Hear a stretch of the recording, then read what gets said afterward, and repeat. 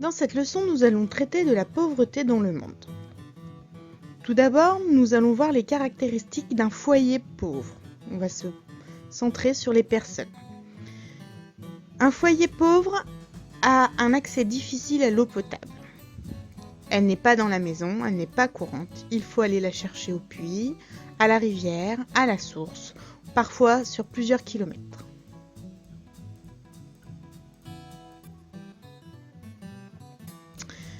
La maison manque d'équipement. On se contente du minimum. Pour cuisiner, pour dormir, on s'assoit par terre.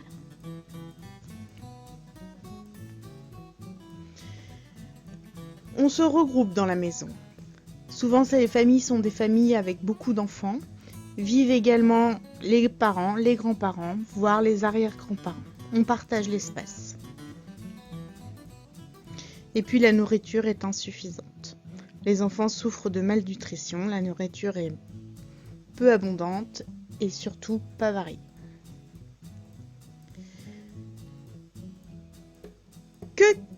Comment caractériser les pays pauvres ? Les pays pauvres sont des pays qui ont peu de richesses. Souvent, ce sont des pays qui vivent essentiellement de l'agriculture et du tourisme. Dans les pays pauvres, l'espérance de vie est courte. On ne vit pas longtemps.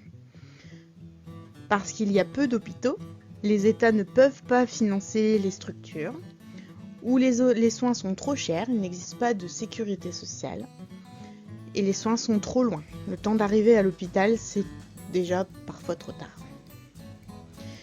Et puis le taux de scolarisation est faible. Les enfants vont peu à l'école, et quand ils y vont, ils en sortent vite. Peu d'entre eux font de longues études, parce que souvent ces pays sont en guerre, ou n'ont pas l'argent pour offrir une école gratuite. Les écoles sont trop loin, et les enfants sont obligés de travailler pour faire survivre la famille. Dans certains pays, les filles ne vont pas à l'école parce qu'on les marie très jeunes. C'est le poids des traditions. On peut distinguer deux principaux foyers de pauvreté dans le monde.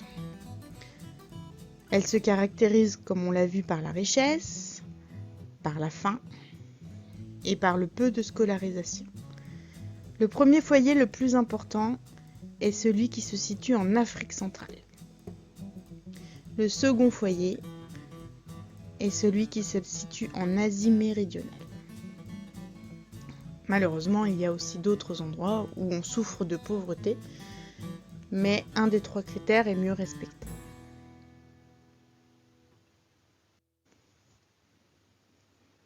Attention, tous les habitants des pays riches ne sont pas riches.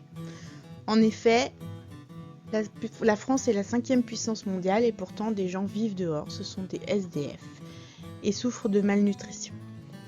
A l'inverse, tous les habitants des pays pauvres ne sont pas pauvres.